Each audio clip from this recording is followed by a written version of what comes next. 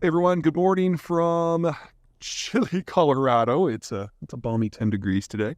I got some bad news. So for those of you who've been following me for a bit, you know that over the summer I recorded a video of the 5 technologies that I was most hopeful one for. The issue we're facing is that we're entering into a period of extreme capital dearth and a shortage of people in their 20s and their 30s. Well, the people in their 20s and their 30s are the folks who get together and imagine the future and develop the technology, and a lot of cheap capital is required to bring it to mass manufacture.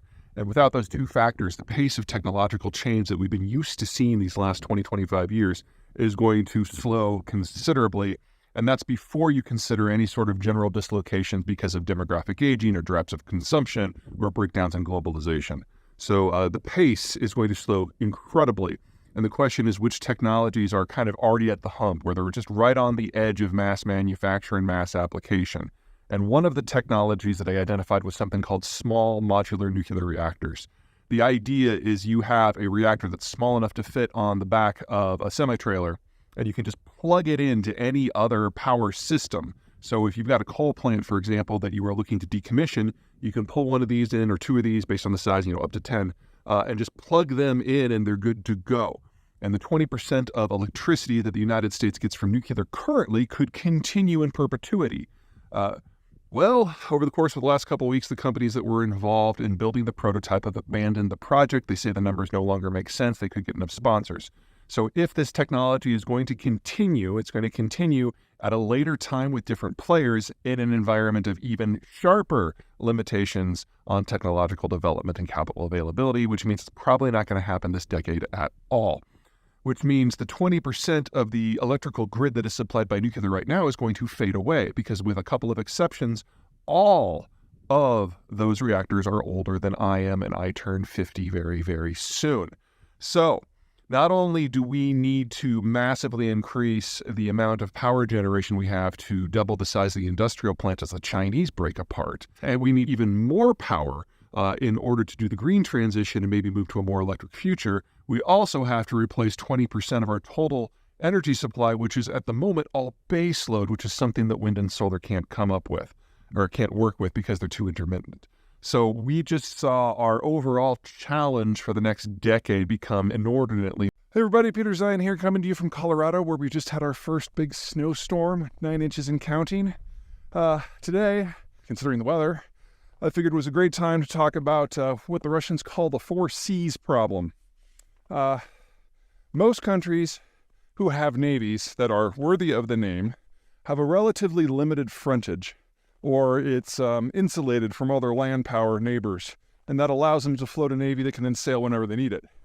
In the case of some countries like the United States, we have two big ocean fronts, a big chunk of land in between, and so it was an imperative early in the American Republic around 1900 to build the Panama Canal so that ships could go back and forth, and you could combine your two navies into a single one for a mailed fist. To a degree, the French have to do the same thing, but they can't do a canal. They have to sail around the Iberian Peninsula. And that means that countries like the United Kingdom or Japan, being island nations, are always going to do fairly well on the water, not only because they don't have land borders to defend, but it's easy for them to combine all of their navies into a single force when they need it. The Russians have never had this option. Russians are obviously heir to physically the largest country on Earth and largest country in history, but they're not able to combine their naval forces, so they have 4 Cs. The Pacific, the Arctic, the Baltic, and the Black. And because of that, other countries that have found themselves fighting with the Russians have often been able to defeat the Russians in detail, with the Japanese being the quintessential example. In the Russo-Soviet War of 1904-1905, the Japanese decided that the Russian territories in China were ones that they wanted, so they sailed over there and smashed the navy, and the Russians spent the next almost year, 6 months to a year, sailing the rest of their navy from the European theater all the way around Asia until they could get there to try to take their territories back, and the Japanese destroyed all that too.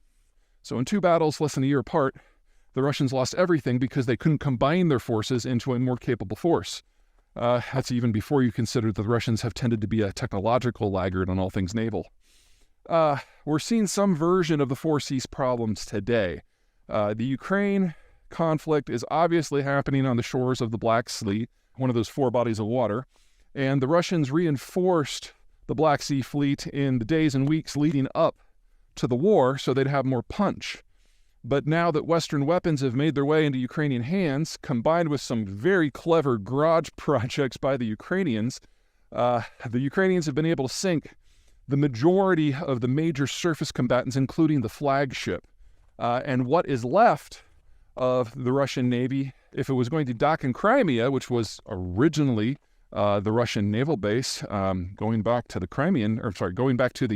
Tsarist times, they're all in range of Ukrainian weapons, and so the Russians have had to basically close down their naval base and their primary shipyards and move everything further east to the other major port they have, which is Novorossiysk, which doesn't have the dry docks, doesn't have the service capabilities, doesn't have the ability to build ships.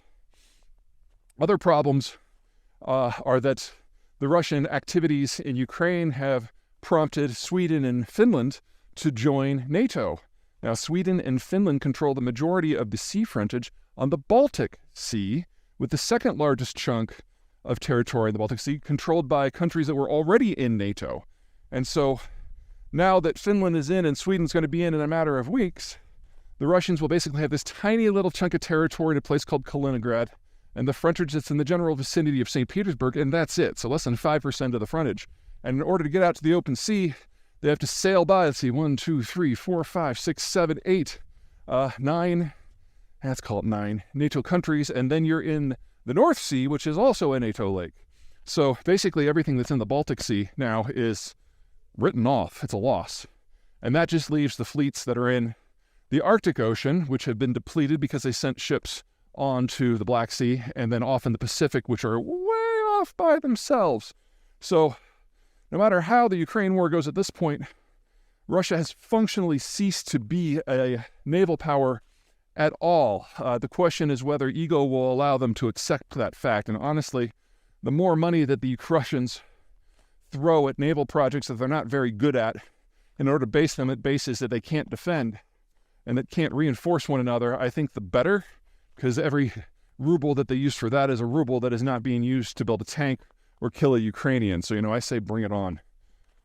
Anyway, what this means is we're looking at this entire space, seeing a change in military statistics and military strategy, because the Russians today are one of the countries on the planet that is most dependent upon naval shipments for their economy. Russian industry is not all that, and they depend upon those oceans for getting their oil and their liquefied natural gas and their aluminum and on and on and on to market. And they've now found themselves in a position where they are utterly incapable of projecting power on the seas in a local basis, much less a regional or a national one. And so when the United States and Europe decide that it's time to really shut down the Russian economy, they're going to be able to do it at sea with ease in a matter of days. So we're only in the early stages of this war, not simply from a military point of view, but from an economic point of view too. And it's time to start preparing for what comes next, and that is a world without any Russian commodity exports. Hey everybody, Peter Zeihan here, coming to you from northern Indiana at the NIPSCO coal power plant. That is not a nuclear cooling tower, it's just coal cooling tower. This power plant is on schedule to be decommissioned around 2025 and then replaced with wind and solar. But I don't know how many of you guys have been to northern Indiana, but this is neither a windy nor sunny area. More to the point, if things go with the Chinese and to a lesser degree the Europeans in the direction that I think it's going to, and if the Americans decide they still want stuff, the industrialization wave that's coming here is going to be unlike anything we've seen before. And it'll be a lot faster than what we did in World War II. But it also means that we need to generate a lot more electricity wherever that comes from, because manufacturing takes more power than services, and doing the processing for things like lithium and steel and the rest takes a lot more power than it does for normal manufacturing. So we need to conservatively increase the power plant in the country and transmission capacity by at least half. So not saying that coal's the future or anything like that. I'm just saying we need a lot more. And that assumes we don't do the green transition, because if we electrify transport, then we need to double the power plant